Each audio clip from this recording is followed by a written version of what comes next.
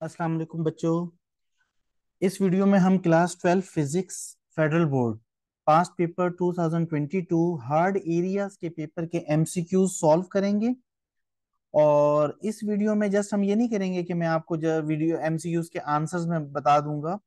Rather हम solve करेंगे MCQs को, स्पेशली वो एमसीक्यूज जिनमें न्यूमेरिकल्स इन्वॉल्व हैं।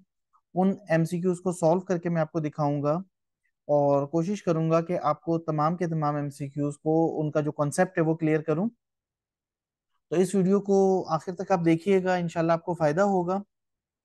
और मजीद भी इंशाल्लाह मैं वीडियोस बनाऊंगा। तो अभी ये जो है मेरी वेबसाइट है FBIC सॉल्व पास पेपर्स। FBIC सॉल्व पास पेपर पे 9th और 10th के जो है वो ज्यादातर पास पेपर्स अभी हमने सॉल्व किए हैं। सिर्फ क्लास 11 और 12 तक अभी बात नहीं पहुंची, लेकिन क्लास 11 12 के मैं कोशिश करता हूँ कि एमसीक्यूज जो है वो आपके लिए सॉल्व कर दिए जाएं और एमसीक्यूज टेस्ट वगैरह बना दिए जाएं। तो ये क्लास 12 का पिछले साल का 2022 का हार्ड एरियाज का पेपर जो था उसके 17 एमसीक्यूज का एमसीक्यूज टेस्ट मैंने यहाँ बनाया है। और इस एमसीक्यूज टेस्ट को हम अब लेके चलेंगे और इसमें हर एक एमसीक्यू को हम बारी बारी डिस्कस करेंगे। तो चलें शुरू करते हैं। पहला एमसीक्यू है, if an object moves with speed of light its mass will be. ये याद रखें कि कोई भी ऑब्जेक्ट अगर स्पीड ऑफ लाइट से मूव करेगा तो वो जो मैस है वो एनर्जी में कन्वर्ट हो जाएगा। ठीक है, कोई भी चीज स्पीड ऑफ लाइट से मूव करेगी, पहली बात तो कर नहीं सकती। ठीक है, अगर कोई चीज कोई ऑब्जेक्ट मूव करता है स्पीड ऑफ लाइट से तो E = mc²। उस फॉर्मूले के हिसाब से वो जो मैस है वो कन्वर्ट हो जाएगा एनर्जी में। तो यहाँ पे हम ये समझेंगे कि हमारा जो मैस है वो जो ऑब्जेक्ट है उसका जो मैस है वो इन्फिनिटी हो जाएगा। ठीक है जी, याद रखें कि कोई भी ऑब्जेक्ट मूव करेगा स्पीड ऑफ लाइट से उसका जो मैस है वो इन्फिनिटी हो जाएगा, इनफाइनाइट हो जाएगा। आगे है जी, the capacitance capacitive reactance in a pure capacitive DC circuit. यहाँ पे डीसी सर्किट है, जहन में रखें कि जो रिएक्टेंस होती है चाहे वो कैपेसिटिव रिएक्टेंस हो चाहे वो इंडक्टिव रिएक्टेंस हो वो एसी सर्किट्स में होती है। डीसी सर्किट में डीसी सर्किट की फ्रीक्वेंसी जीरो होती है। इस वजह से जब भी हम बात करेंगे डीसी सर्किट की तो उसमें चाहे कैपेसिटिव रिएक्टेंस हो चाहे इंडक्टिव रिएक्टेंस हो वो जो है वो जीरो हो जाती है। ठीक है, तो यहाँ पे प्योर कैपेसिटिव डीसी सर्किट, क्योंकि डीसी सर्किट है तो डीसी सर्किट में जो कैपेसिटिव रिएक्टेंस होगी वो जीरो होगी। आगे है third MCQ, the unit of magnetic flux density. Magnetic flux जो है उसकी यूनिट होती है वेबर, WB। ठीक है, और जब हम बात करते हैं मैग्नेटिक मैग्नेटिक फ्लक्स डेंसिटी की तो ये होता है magnetic flux divided by area. तो तब आता है जो हमारे डेंसिटी। अब एरिया जो है जब नीचे होगा डिवाइड में तो weber upon flux upon area, flux की यूनिट वेबर होती है और एरिया की यूनिट मीटर स्क्वायर होती है। तो वेबर पर मीटर स्क्वायर, WB.m-2, ये आंसर आएगा आपका। ठीक है जी। अगला एमसीक्यू है, a point charge plus q is placed at the centre of a cube of side a. किसी भी क्यूब के जो है वो सेंटर में अगर चार्ज रखा जाए प्लस क्यू तो जो इलेक्ट्रिक फ्लक्स होगा जो उसमें से निकल रहा होगा वो होगा Q/ε0। ठीक है जी, Q/ε0 अगर किसी क्यूब के सेंटर में हम रख दें जिसकी सारी साइड जो है ना ए होंगी तो ये Q/ε0 जो है हमारा चार्ज उसमें से इमर्ज हो रहा होगा, फ्लक्स। पांचवा एमसीक्यू है, if both the length and radius of the rod are doubled. अगर किसी रॉड के लेंथ और रेडियस दोनों को डबल कर दें then modulus of elasticity will. याद रखें कि जो मॉडुलस ऑफ इलास्टिसिटी है ये मटेरियल ऑफ द ऑब्जेक्ट पे डिपेंड करता है, उसकी लेंथ और रेडियस पे डिपेंड नहीं करता। तो जब मॉडुलस ऑफ इलास्टिसिटी मटेरियल पे डिपेंड करता है, लेंथ एंड रेडियस पे डिपेंड करता ही नहीं है, तो उन्हें चेंज करने से कोई फर्क नहीं पड़ेगा, रिमेन्स द सेम आंसर होगा। क्योंकि जाहिर है फर्क तो तब अगर वो कोई चीज किसी चीज पे डिपेंड करती है तो फर्क पड़ता है। तो मॉडुलस ऑफ इलास्टिसिटी जो है वो लेंथ और रेडियस पे डिपेंड ही नहीं करता। तो जब डिपेंड ही नहीं करता तो उसमें चेंज क्यों आएगी, रिमेन द सेम होगा। सिक्स एमसीक्यू है, the process of generating three dimensional image of the object using laser beam, ये होलोग्राफी, इसका जो है ना ये प्रोसेस है जिसे हम कहते हैं होलोग्राफी। होलोग्राफी के प्रोसेस में हम क्या करते हैं, 3D इमेज, 3 डायमेंशनल इमेज जो है हम जनरेट करते हैं किसी भी ऑब्जेक्ट की। याद रख लें ये। 7 MCQ है, the maximum output power is delivered to a load resistance R when the internal resistance small r of the source is equal to capital R। भाई ये जो है ना आपका है मैक्सिमम पावर ट्रांसफर थ्योरम है आपके सिलेबस में, कि जी मैक्सिमम पावर कब ट्रांसफर होती है, जब सोर्स की रेजिस्टेंस और लोड की रेजिस्टेंस आपस में इक्वल होती है। इसे कहते हैं इम्पिडेंस मैचिंग। जब इम्पिडेंस मैच कर रही होती है तो तब हमारी मैक्सिमम पावर ट्रांसफर होती है। तो यहाँ पे कहते हैं मैक्सिमम पावर आउटपुट कब होगी, जब जो लोड की जो रेजिस्टेंस है कैपिटल आर, वो इंटरनल जो हमारी रेजिस्टेंस है सोर्स की स्मॉल आर उसके इक्वल होगी। तो स्मॉल आर कैपिटल आर की इक्वल होगी, इम्पिडेंस मैचिंग होगी, तब हमारी मैक्सिमम पावर ट्रांसफर होगी। नेक्स्ट एमसीक्यू है the knee voltage for germanium. देखिए ये दो जो है ना आपके सेमी कंडक्टर्स हैं, एक सिलिकॉन है और एक जर्मीनियम, दोनों बहुत ज्यादा यूज होते हैं। सिलिकॉन बहुत ज्यादा यूज होता है, जर्मीनियम भी यूज होता है, लेकिन as compare to germanium silicon ज्यादा यूज होता है। तो सिलिकॉन के जो नी वोल्टेज होते हैं वो होते हैं 0.7 वोल्ट, और जर्मीनियम के जो नी वोल्टेज होते हैं वो 0.3 वोल्ट। तो अगर यहाँ सिलिकॉन लिखा होता तो मैं 0.7 सिलेक्ट करता, यहाँ जर्मीनियम लिखा है तो मैं 0.3 सिलेक्ट करूंगा। अगला एमसीक्यू है an electromagnetic wave is generated by. ये जो इलेक्ट्रोमैग्नेटिक वेव होती है ये जनरेट होती है मूविंग चार्ज नहीं, मूविंग चार्ज की वजह से नहीं होती, क्योंकि मूविंग चार्ज तो डीसी में भी होता है। एन एक्सेलरेटिंग चार्ज, यस, अगर कोई चार्ज एक्सेलरेट कर रहा हो, उसकी वेलोसिटी बढ़ रही हो, तो उसकी वजह से इलेक्ट्रोमैग्नेटिक वेव प्रोड्यूस होती है। तो इसका सेकंड ऑप्शन करेक्ट है, an accelerating charge. Accelerating charge का मतलब है ऐसा चार्ज जिसकी वेलोसिटी बढ़ रही हो, और जाहिर है कि चार्ज आपका एक्सेलरेट तब ही करेगा जब उस पर कोई नेट फोर्स अप्लाई हो रही होगी। 10 MCQ है जी, which particle has the shortest wavelength if all are having the same velocity. अब ये जो है ना डी ब्रोगली साहब थे, उन्होंने डी ब्रोगली साहब ने जो है ना एक हमें वो दिया था फॉर्मूला, यहाँ पे लिखा हुआ है lambda is equal to H upon M V.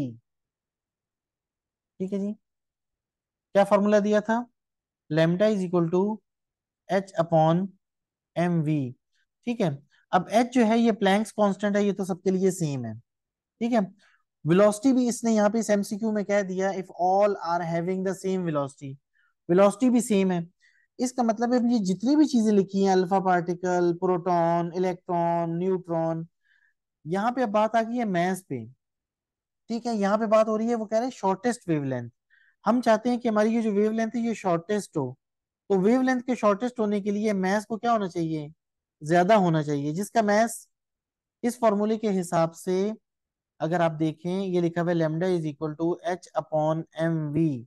तो इसको और इसको तो हमने फिक्स कर दिया, ये दोनों तो सेम है सबके लिए।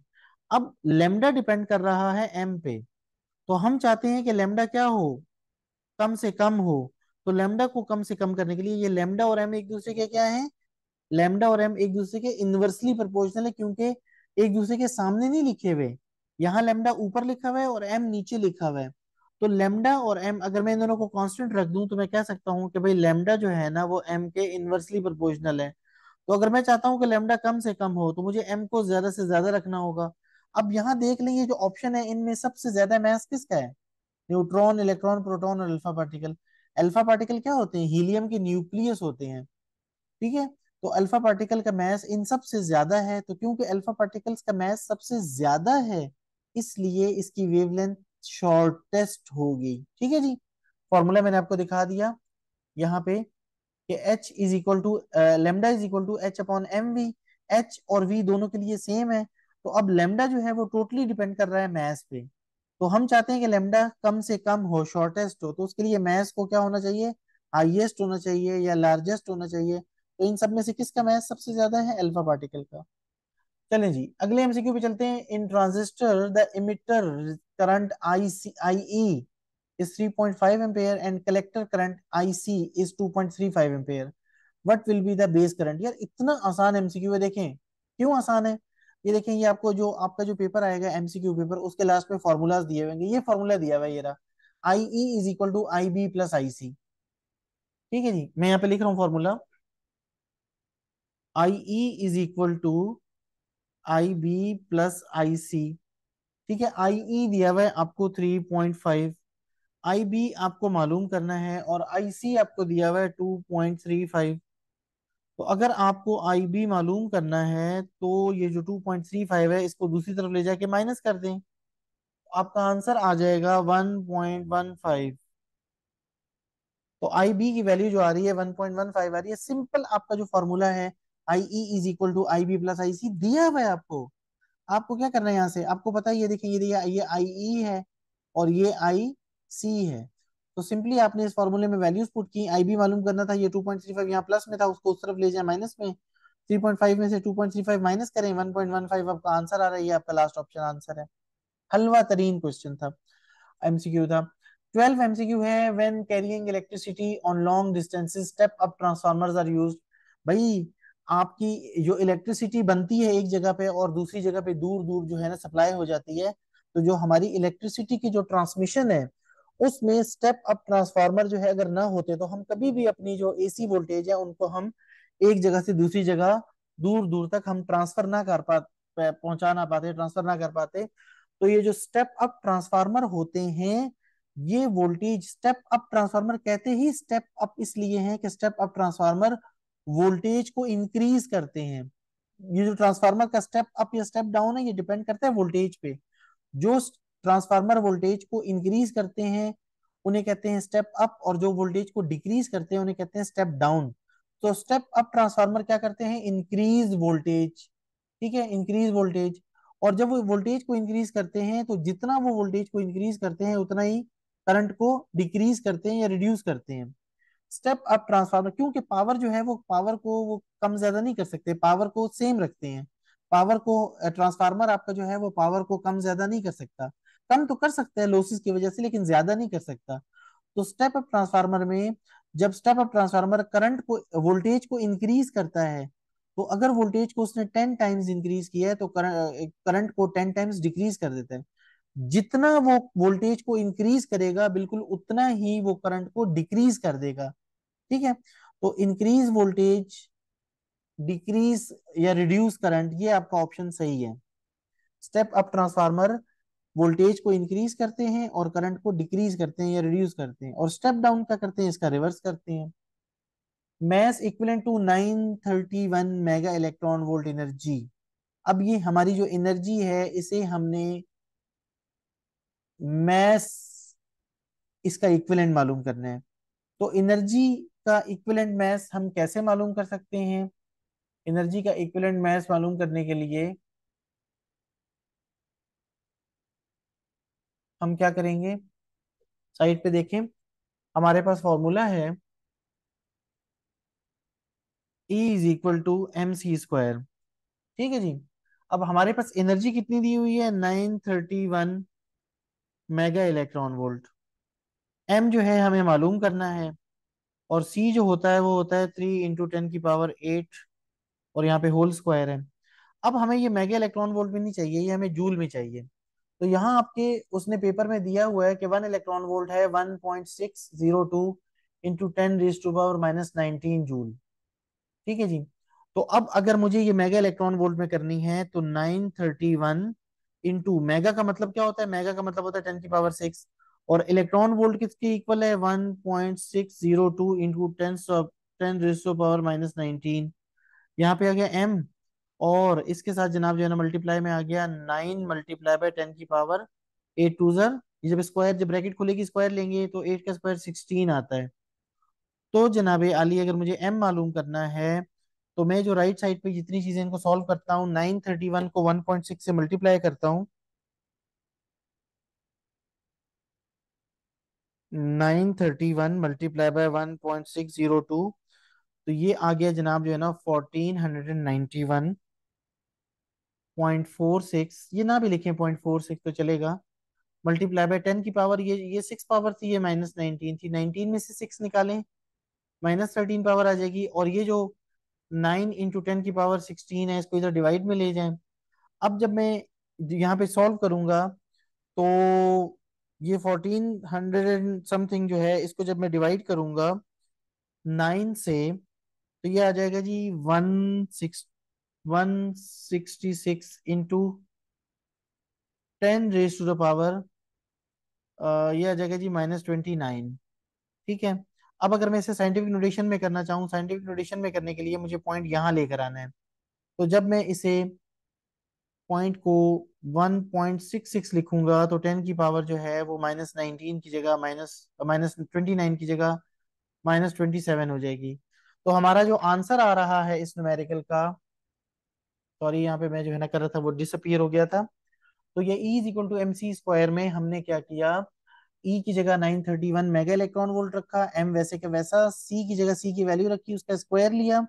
और यहाँ मेगा का मतलब होता है 10 की पावर 6, और इलेक्ट्रॉन वोल्ट जो है वो दिया हुआ था 1.602 इंटू 10 पावर -19। इनको लेफ्ट साइड पे ये जो लिखी थी इन सबको मल्टीप्लाई किया, आया 1491.46 मल्टीप्लाई बाय 10 पावर -13। और ये 9 इंटू 10 की पावर 16 जो सी का स्क्वायर था, सी की वैल्यू थी 3 इंटू 10 की पावर 8, इसका स्क्वायर लिया 9 इंटू 10 की पावर 16। इसे हम, क्योंकि हमें एम की वैल्यू मालूम करनी थी, एम को हमने वहीं रखा, और 9 इंटू 10 की पावर 16 को दूसरी तरफ ले आए लेफ्ट पे, यहाँ मल्टीप्लाई और था इधर डिवाइड में आ गया। और अब हमने जब ऊपर वाली वैल्यू को नीचे वाली वैल्यू से डिवाइड किया तो आंसर आया 166 इंटू 10 रेज टू पावर -29। अब मुझे साइंटिफिक नोटेशन में लिखना है तो मैं लिखूंगा 1.66, पॉइंट को मैं मूव करूंगा तो 166 को 1.66 लिखूंगा तो 10 की पावर -29 जो है वो -27 हो जाएगी। तो 1.66 इंटू 10 पावर -27 जो है वो एम की वैल्यू आ रही है। ये हमारा फर्स्ट ऑप्शन करेक्ट है। कैन ऑफ कोर्स केजी में आंसर आएगा, मैथ्स है, मैथ्स की यूनिट केजी होती है। अगला एमसीक्यू है, a wire of uniform cross sectional area A and length L is cut into two equal parts. भाई एक एक वायर थी, ठीक है, उसकी जो भी रेजिस्टेंस थी, हमने उसको बिल्कुल दो बराबर बराबर टुकड़ों में काट दिया। तो जाहिर है अगर फर्ज करें कि पहले उसकी रेजिस्टेंस जो है वो 16 ओम थी, और मैंने उसके दो बराबर बराबर टुकड़े कर दिए, तो अब दोनों जो टुकड़े हैं वो 8 8 ओम के हो जाएंगे, आधी हो जाएंगे ना रेजिस्टेंस। तो यहाँ हमने ना उसको खींचा, ना हमने उसका रेडियस कम किया, ना हमने उसका एरिया कम या ज्यादा किया, कुछ भी नहीं किया। सिर्फ हमारे पास एक रेजिस्टर था, एक कंडक्ट, एक जो है ना वायर थी, उसके हमने दो बराबर टुकड़े कर दिए। तो जाहिर है अगर वो जो पूरा एक टुकड़ा था उसकी जो भी रेजिस्टेंस थी, अब वो जो दो टुकड़े हो गए उन दोनों की जो रेजिस्टेंस है वो क्या हो जाएगी, हाफ हो जाएगी। लाइक मैं ये कहता हूँ कि हमारे पास एक ये तार का टुकड़ा था, ठीक है, ऐसे हमारे पास एक वायर थी, इसकी रेजिस्टेंस कितनी थी, इसकी रेजिस्टेंस थी सपोज आर थी। अब मैंने क्या किया, मैंने इसके दो बराबर बराबर टुकड़े ऐसे कर दिए, इसको कट कर दिया मैंने दो टुकड़ों में। तो अगर पहले उसकी रेजिस्टेंस आर थी तो अब हर एक टुकड़े की रेजिस्टेंस कितनी हो जाएगी, R/2 हो जाएगी। तो वो कहता है कि the resistance of each part क्या हो जाएगी, 8 टाइम्स नहीं, हाफ हो जाएगी, हाफ। ठीक है जी। Work done on a charge particle moving in a uniform magnetic field. भाई यूनिफॉर्म मैग्नेटिक फील्ड जो होती है ना, उसमें अगर कोई पार्टिकल मूव कर रहा है, ठीक है, तो उसकी जो वेलोसिटी होती है, ये जो मैग्नेटिक फील्ड होती है वो हमेशा वेलोसिटी के परपेंडिकुलर होती है। अगर वेलोसिटी के परपेंडिकुलर होगी तो जो डिस्प्लेसमेंट है उसकी भी परपेंडिकुलर होगी। तो इस तरह आप, मकसद जब परपेंडिकुलर होगी, 90 डिग्री एंगल बन रहा होगा तो वर्क डन जीरो हो जाएगा। ठीक है। तो आप ये याद कर लें कि यूनिफॉर्म मैग्नेटिक फील्ड में अगर कोई पार्टिकल, कोई चार्ज पार्टिकल मूव करेगा तो उस पे वर्क डन जीरो होगा। यूनिफॉर्म मैग्नेटिक फील्ड में जब भी कोई चार्ज पार्टिकल मूव करता है यूनिफॉर्म मैग्नेटिक फील्ड में, तो मैग्नेटिक फील्ड उस पे कोई वर्क डन नहीं करती, वर्क डन जीरो होता है। अगला एमसीक्यू है, the energy of an electron which accelerates through a potential difference of 1000 volt is. अब यहाँ पे आपको एनर्जी चाहिए इलेक्ट्रॉन की, इसका भी देखें फॉर्मूला दिया हुआ है। कहाँ दिया हुआ है जी इसका फॉर्मूला, ये दिया हुआ है, delta K E is equal to Q delta E. ये फॉर्मूला दिया हुआ है, Q delta E, delta K E is equal to Q delta V. सही है जी। मैं यहाँ फॉर्मूला लिख देता हूँ,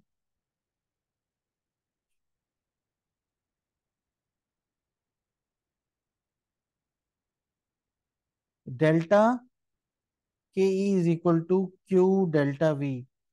क्यू क्या है, क्यू जो है ना चार्ज है, इलेक्ट्रॉन पे कितना चार्ज होता है वो भी इसने दिया हुआ है, ये रहा ई, ई दिया हुआ है चार्ज, इलेक्ट्रॉन पे जो चार्ज होता है वो होता है 1.602 टेंस पावर -19 कूलम। तो हम यहाँ पे क्यू की जगह लिखेंगे 1.602 into 10 raised to power -19 coulomb, multiply by जो डेल्टा वी है वो है 1000 वोल्ट। ठीक है। जब मल्टीप्लाई करेंगे तो ये 1000 से मल्टीप्लाई होकर इसकी पावर जो है 1.602 इंटू 10 पावर, ये जो -19 पावर है ये इस 1000 से मल्टीप्लाई होकर ये हो जाएगी -16, और एनर्जी है तो जूल में आंसर आएगा। तो आपका डेल्टा के ई जो है वो जो एनर्जी का आंसर आ रहा है 1.6 multiply by 10 to the power -16। पहला option 1.6 into 10 to the power -16 आपका आंसर ठीक है जी। ठीक है। अगला लास्ट एमसीक्यू है the energy of the electron in the excited state n = 3 in the hydrogen atom. अब इसका जो फॉर्मूला है वो भी दिया हुआ होगा। इसका ये फॉर्मूला दिया हुआ है En = E0/n², और E0 की वैल्यू ये दी हुई है 13.6 इलेक्ट्रॉन वोल्ट। ठीक है। तो आपने E0 की जगह लिखना है 13.6 और नीचे n² लिखना है। ठीक है जी।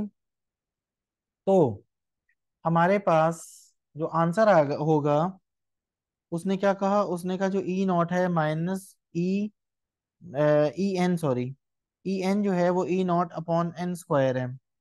अब E0 की वैल्यू क्या दी दी, 13.6 इलेक्ट्रॉन वोल्ट, और नीचे n², n की जो है ना वैल्यू 3 दी हुई है, 3 का स्क्वायर क्या हो जाएगा जी, 3 का स्क्वायर हो जाएगा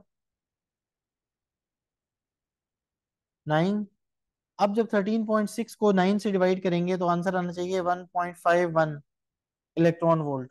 अब यहाँ पे मेरा ख्याल है उनसे मिस्टेक हुई हुई है, उन्होंने 1.51 की जगह 1.15 दिया हुआ है। लेकिन अगर हम यहाँ पे देखें तो हमारा जो इससे करीब तरीन आंसर है वो -1.15 है। होना तो 1.51 हो चाहिए था, लेकिन अब यहाँ पे 1.51 है नहीं, तो जाहिर है फिर जब वो आंसर नहीं होगा तो हम उसका करीब तरीन जो आंसर है वो -1.51 का नियरेस्ट आंसर -1.15 है, तो उसे सिलेक्ट करेंगे। ठीक है जी। तो इसके साथ ही हमने क्लास 12 फिजिक्स 2022 हार्ड एरियाज के पेपर के एमसीक्यूज डिस्कस कर लिए हैं। अब इंशाल्लाह नेक्स्ट वीडियो में हम 2022 2021 लोकल का जो पेपर है उसके एमसीक्यूज इंशाल्लाह हम डिस्कस करेंगे। तो प्लीज अगर आपको ये वीडियो अच्छी लगी है तो मेरे चैनल को सब्सक्राइब कर दें, इस वीडियो को लाइक कर दें और अपने फ्रेंड्स के साथ शेयर भी कर दें, सो दैट कि मैं आगे भी आपके लिए इस तरह की वीडियोस बनाता रहूं। तो इंशाल्लाह मिलते हैं अगली वीडियो में, तब तक के लिए इजाजत दें, अल्लाह हाफिज।